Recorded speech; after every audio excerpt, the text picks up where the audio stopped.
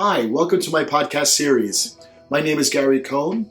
My company is COHN Architecture and Interiors, and I'm the lead designer there. Today I want to talk to you about something very important, and that is mental health. First of all, I want to make it very clear, I am not a psychologist, I am not a doctor, I'm not a sociologist, I am a designer. And I just wanted to go through some of the experience I had through the last year or two during this pandemic and afterwards on mental health and design. First of all, there's a person that I really appreciate. Her name is Amanda Holloway, and her quote is, "Design is not an island, it's a response." It means that it's not in a vacuum. It's just not done by itself. It responds to the whatever is coming in, and as a response to that, you get whatever it is in your life, whether it's a car, a house, clothing. It's all responding to what the need is and the environment that it's in. So during the last, let's say about 2 years, the pandemic has created a real shift in design. And I felt it right off the bat, along with my other friends, which I talked about. And the first thing I noticed during the pandemic was that when people have to live with other people, their perspective of design is different than when you're on your own. Meaning, I go to work today, I come back, or if you stay at home, you're at home and the people that you live with go away.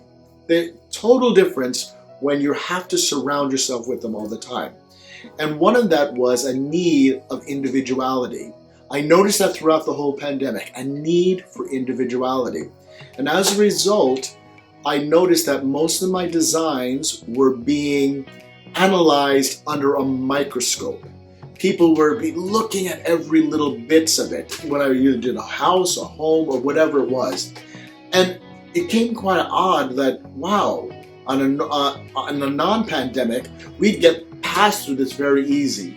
So it became clear that when you have to start defending your space, you're very particular about the design and about how you want it to be. Also, privacy was very important, but not so much that you were excluding yourself, but just I need my zone within my space. Notice that very clearly during those 2 years. Also, another thing I noticed is that decision making was very difficult for my clients, extremely difficult. They'd be left and right and left, and that could be because of their uncertainty of the pandemic. Hence, design is not an island, it's a response. People were responding to how they were feeling or what the news was coming in constantly. And as a result, they were not engaging in the process as normal, they were reacting. And when you're in reaction mode, you notice that design gets very chopped up, it gets non-consistent, the flow seems to be a little bit off, and it feels like you're forcing the design, the client as well as the designer. As we pushed through that, I also noticed that there was a need for calming. I needed to calm my clients down. I noticed that my bold colors that I was using just before the pandemic were not workable. And I had to switch over to more calmer, I would say pastel or dirty pastels is what I would call them, or a little bit above that. No way was I going to be using red or browns or everything depressing. And as you noticed during the 20 teens, gray was just all over the place. So gray was the dominant color, but not during this 2-year period. Gray was a supplementary color. We didn't just get rid of it, but it wasn't the whole place was gray and then just an accent here and there. It was a background color. So I noticed people didn't want gray. They wanted white, they wanted clean, they wanted things that were uplifting. If I dare say it, spiritually, they wanted to feel this feeling of relief. As we moved on, I noticed that as we're coming out of the pandemic, they relaxed. The flow got a little bit easier, and as a result, decisions are starting to be made much more more confident and much more at ease on both parts, as far as the designer and also on the client. I also noticed that as they moved closer, as they became relaxed and things were pushing out of the pandemic, colors started coming in much more as well. Now, we weren't into the deep colors, but we were pushing into more brights, more fun colors, but the pastels were still there. The whites dominate constantly as a support color. And believe it or not, it sounds counterproductive, but black was there also. Black was like this contrast. And a clue for you is that when you use black, it makes whites look whiter. So it's sort of, you need something, like my shirt. This white looks much whiter because of this navy blue next to it. So that dark also works within this time period. So now, as I noticed that people's mental health or mental well-being was subsiding, I did notice some anxiety. There was anxiety about going back into the workforce. And as a result, I noticed that the colors started to pull back again.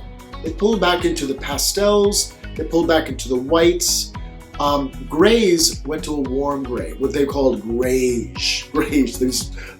Everything turned grayish or almost beige. There was like this nice beigey color, but not the depressing beige that you thought, but this nice beige. So as we're coming through that, things were moving forward. I also noticed when you dealt with furniture, and accessories, they got heavier, but not heavy as in like heavy as in feel. They wanted things that could hug them, things that could make them a little bit more cozy. Now the mid-century modern style is still coming through. The Scandinavian was still coming through, but it lessened. Went more towards a little bit towards the Art Deco, but this mixture of the two started to happen. Clean modernism was going still forward, and as a result, they kept wanting to create rooms that were cozy, modern, and warm, but not sterile, but clean. This weird combination of everything, which is workable, and that's why you'll start to see lots of buildings that have this nice, clean, modern, warm mixture of things coming through. And then also I noticed that it was a clean cut, this industrial style that just ended right away. It just ended right away. Nobody wanted to have, anything that was industrial in their space. They wanted very clean lines going through. So back to the mental health. I noticed that when my clients actually started to have a space that they felt comfortable with, their ease and their anxieties subsided. So space has a lot more to do with just what you're picking colors or, oh, this is the best thing on TV or that. No, this is actually your mental health that it affects. Knowing that you wake up in a space that is organized, that is at where you would like it to be, say it's bright, airy, or if it wants to be warm and cozy, more on the dark side. But it's all about you and what you need to have happen for you. So design as a whole is necessary for people to feel at mental ease, is really a part of ingrained in our DNA. We want space to be a part of us, and you'll notice where your mental health is if you look around your space.